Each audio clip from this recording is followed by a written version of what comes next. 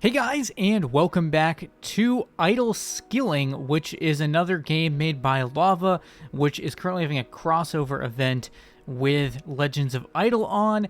And by playing Idle Skilling and reaching certain points in this game, you can claim certain reward codes to go and get rewards in Legends of IdleOn.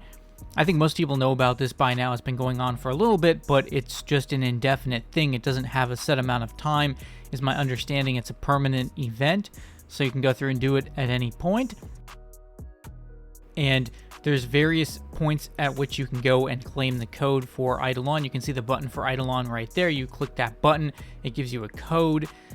If you've reached a certain point each time and then you claim the code, get the prize, then hit next and do the next objective and repeat that process.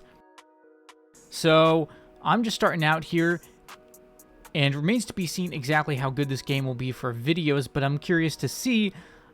It is an idle game, but I'll be showing you the progress that I make within the idle game and hopefully getting to each of the points that are necessary for the crossover event. So the first thing to do was to get to Zone 2, which is the desert zone. And in order to do that, we have to clear all of these different areas here. If you see in the upper right-hand corner, there's a key symbol with a number next to it. That's the number of different monsters that you have left to go until that next zone. So it's 9, plus there's 1 at 0 as well, so I think it's really like 10. So at this point I had 6 left or 7 left. And as you can see, there's also active abilities as well, like I have Claw and Smite here. So I'm going to, you can use those, or as you go along eventually later, you can even have the game auto-cast those abilities for you. And then this game is just, it's got so many phases to it, really, because one phase you have here is training different characters who are, you up their speed and their such, and then they make your stats like the sort of attack, strength, hit points type of thing. It's actually pretty similar to how it would have been in RuneScape, to be honest, because again, strength is like, dictates your max damage, and then attack dictates your hit chance, which is very similar to how RuneScape worked. And then the heart obviously is like HP, so very similar in that regard. So in this first part here, I was really focusing in on doing a lot of active stuff. I was focusing on the active abilities and just getting everything put together. It's not very hard to get through to World 2, honestly. It just takes some time, but not a whole lot.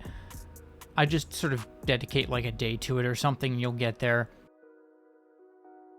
So I don't think this event should be too hard for most people to get the rewards from, even if you don't want to spend any money on idle skilling. And that is one of the things I noticed right away, is that idle skilling does have a lot of microtransaction opportunities. And unlike Legends of IdleOn, most of them are not capped in the same type of way. There's a few things where you can only buy like one of something or a certain number of something. There's a lot of that in IdleOn. But in this game, a lot of it's uncapped. You can, as far as I can tell, you can just keep buying and buying and buying the microtransaction buffs.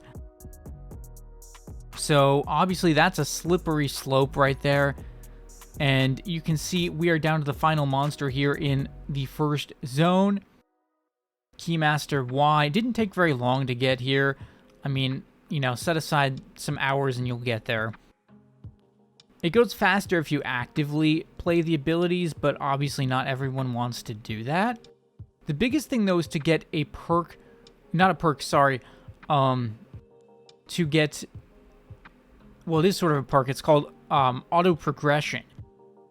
And what that does is it means if you have this part of the game open and you get to the required number of mobs for the next one, it'll just automatically progress onto that. Otherwise, it'll just keep attacking the same mob even if you've reached the requirement for the next one.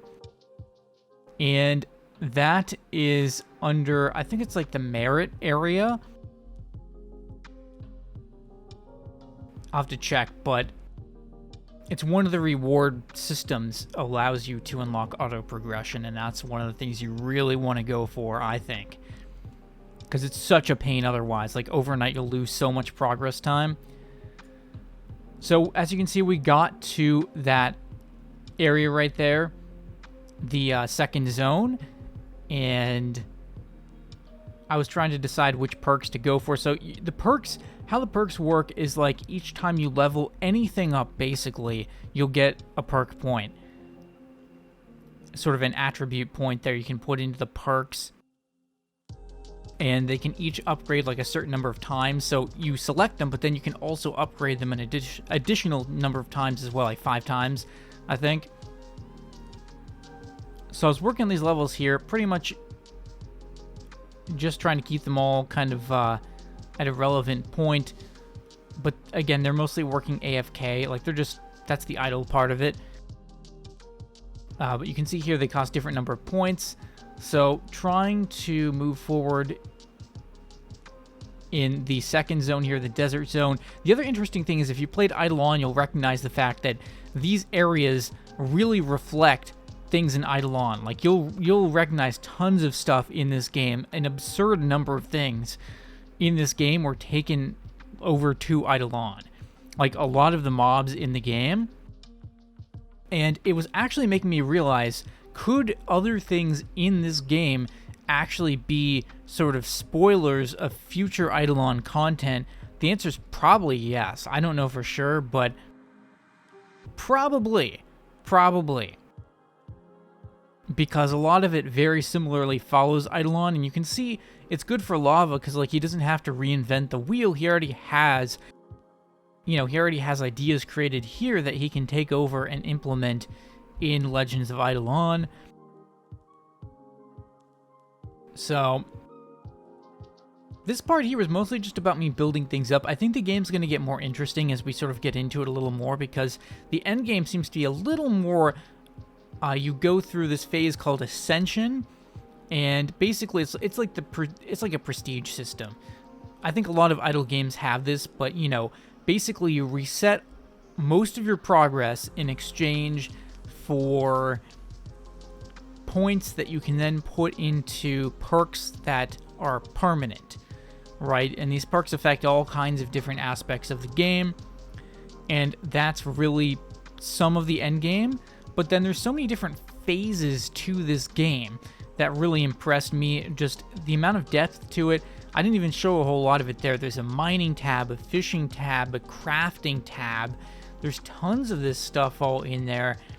And it's a pretty deep idle game with a lot of content for an idle game. So I'm definitely going to continue to play it, and hopefully I should have some more interesting progress to share soon. But did get to the first objective there.